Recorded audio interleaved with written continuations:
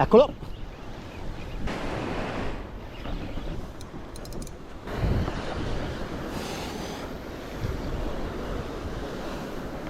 Allora, vediamo un po' cos'è. Eccoci qua, ciao ragazzi, come state? Benvenuti in nuovo video, nuova pescata, nuovo giorno. Allora, oggi è il terzo o quarto giorno, ho perso già il conto, che meraviglia. Quindi adesso mi sono fermato qua nel ristorantino che ho trovato sulla strada, eccolo qua, molto carino, è vuoto perché vabbè sono le 2 di pomeriggio, circa 2:30, non c'è nessuno ma va bene così, me ne sto bello tranquillo. Ho ordinato del pollo, dovrebbe essere del pollo stufato, con erbette e patate. Facciamo il pranzetto tranquilli, ci beviamo qualcosina di fresco e poi andiamo verso lo spot. Conto di arrivare nello spot anche abbastanza non prestissimo, via 4:30. Spot che conosco già perché ci sono stato più o meno un anno fa, mi era piaciuto, non avevo ottenuto grandi risultati, ma era uno spot che ho detto ci voglio tornare e spero di azzeccare le condizioni, perché ci dovrebbe essere un vento moderato, non forte neanche debole, quindi intorno ai 3-4 bofor, e di conseguenza probabilmente anche un po' di schiuma che spero di trovare, e spero non sia troppa perché è una zona molto esposta e quindi c'è anche il rischio che sia veramente forte il mare, come potrebbe non essere, non essendo della zona, ma avendo solo una precedente esperienza nel posto. Bisogna un po' seguire l'istinto, e a volte l'istinto sbaglia. Io spero di non sbagliarmi, sulla carta dovrei trovare delle condizioni decenti, però non so in percentuale dirvi quanto potrei sbagliarmi. L'unica cosa da fare è andare a vedere. Questo ovviamente ci costerà anche un bel po' di ore in auto, e quindi incrociamo le dita. Però adesso andiamo a vedere se mi è arrivato il cibo, che sto incominciando ad avere fame. Oggi ci sono appena 33 gradi, quindi rispetto ai 40 dell'altro giorno è veramente Natale, e va già bene. Mi sento quasi fresco con 33 gradi, non sudo nemmeno, che meraviglia. Andiamo a mangiare adesso e poi andiamo sullo spot e vediamo come va, dai.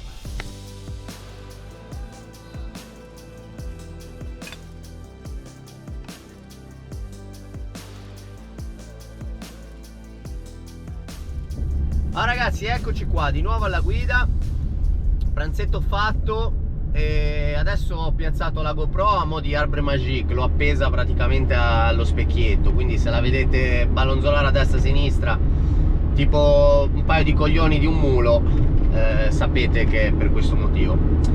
Andiamo a pesca. Allora, ho intenzione, visto che ho comunque parecchie ore prima che venga buio, quasi quasi il piano adesso è di provare 2 spot.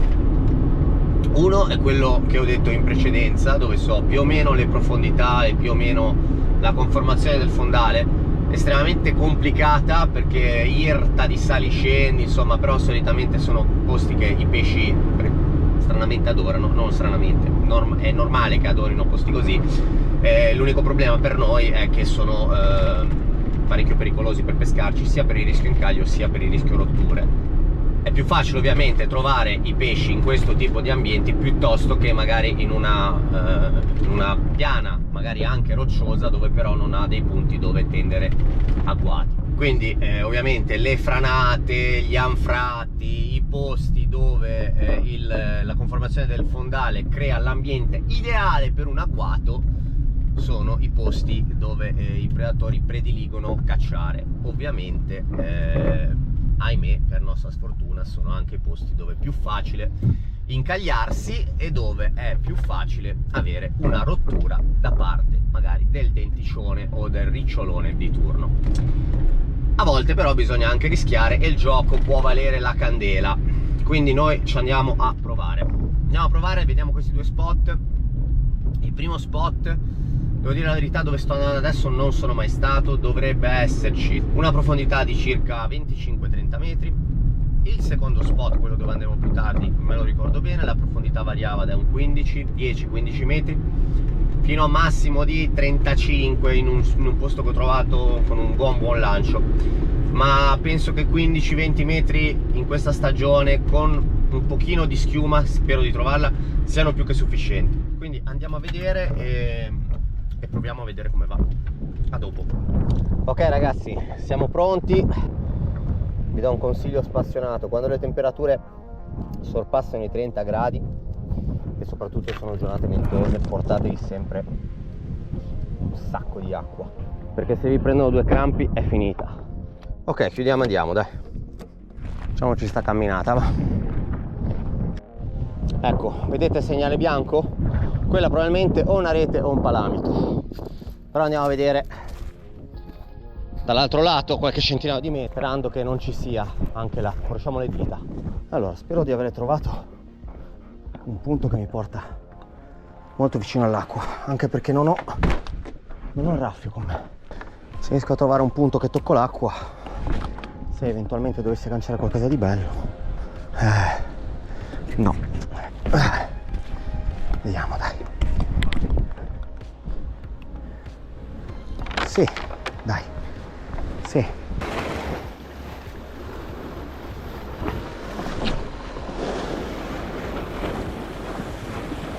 Scogliera cattiva, questa, molto cattiva. Però è da pescione, è da pescione. Ma conviene decisamente salire su.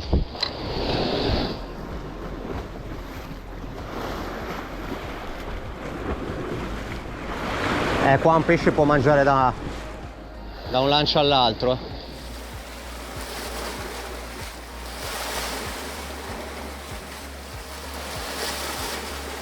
Allora, purtroppo non ho molto spazio dietro per lanciare.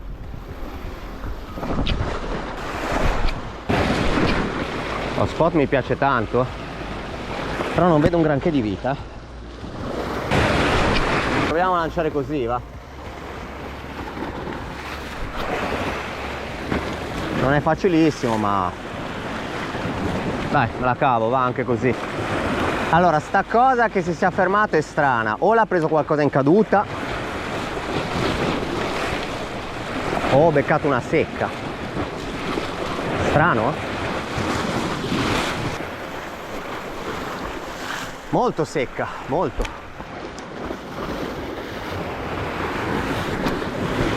C'è vento per nulla.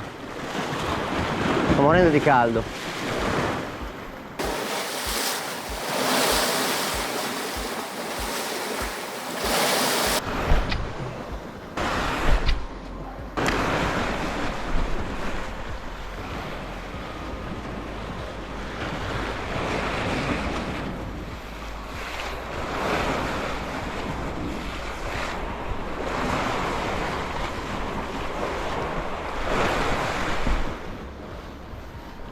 Fondale.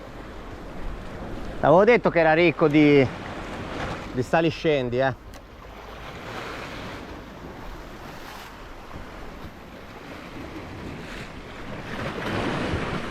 Allora ragazzi, primo incaglio e conseguente rottura.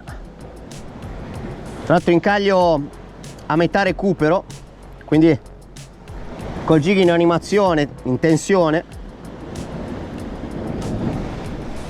Avevo sospettato che il fondale fosse così, proprio pieno di saliscendi, perché a volte mi scende di 25, a volte si ferma a 15. Quindi ci devono essere un sacco di spezzoni di roccia che salgono e scendono. Fondale generalmente devastante per pescare, buonissimo, anche se vabbè non ho avuto strike, ma tutto è relativo. Però una trappola mortale per quel che riguarda gli incagli, e infatti facciamo così. Allora, facciamo il nodo. Ho montato uno 0,62 che è un bello spesso, troppo spesso. Ho paura che mi limiti un po', però visto, considerando che sono da solo, non ho il raffio, ecco, un posto drammaticamente ricco di pietre e merde varie, forse non è una cattiva idea usare un 62. Sicuramente offre più sicurezza. Non vedo mezza occhiata castagnola, niente. Sta cosa non mi piace tantissimo. Lo spot è fantastico, però lo vedo poco vivo. pesce qua può passare da un momento all'altro, è grosso, però magari ecco un pesce che passa. Se c'è in caccia qualcosa qua, mi sa di no. Bisogna avere giusto la fortuna di beccare il passaggio, che ovviamente può avvenire anche al prossimo lancio.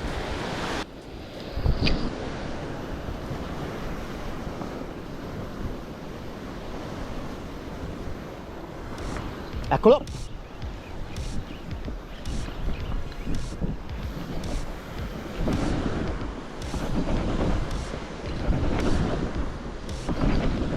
Sembra una cernia,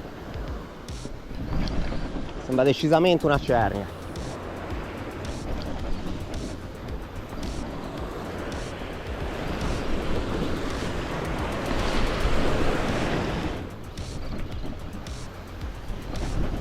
Non piccola comunque.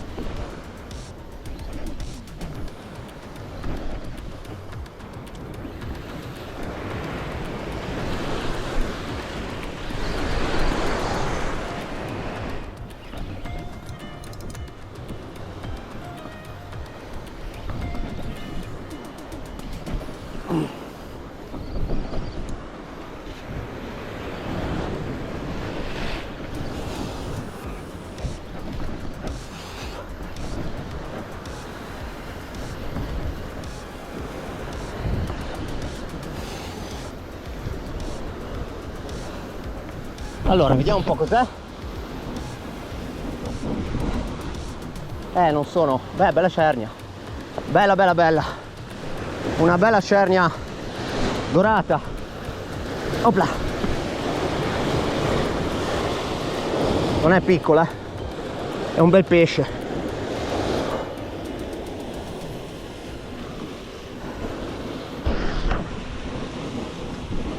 Allora, vediamo se riesco a tirarlo su di peso.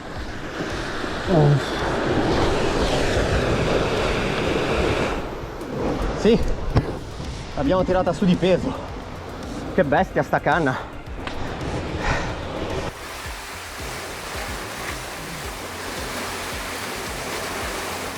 Sì, l'abbiamo tirata su di peso.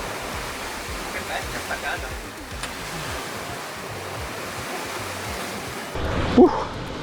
È bella potente sta canna.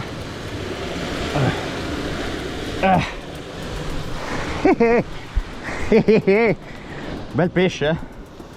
Bella, bella, bella.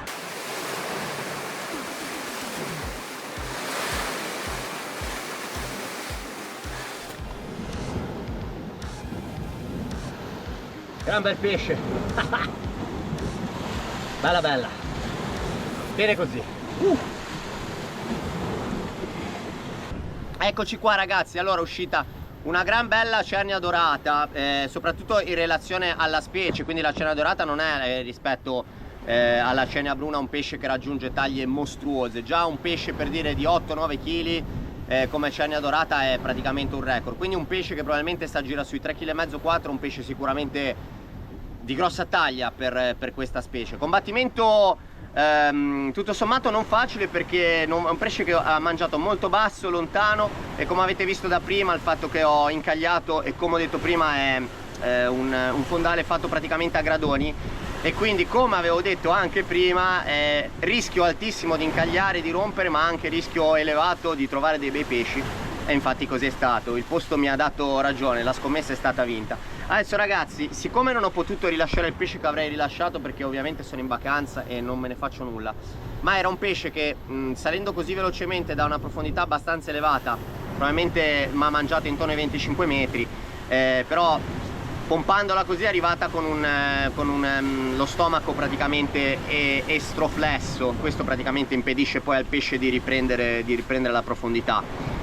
Quindi ho deciso di trattenerla. Il problema è che le temperature sono estreme adesso, il mare sta leggermente muovendosi adesso, e ho trovato una pozza con un pochino di acqua fresca che arriva dalle onde, quindi per adesso la mettiamo lì e penso di stare ancora 20-30 minuti al massimo, poi devo andare, sennò questo pesce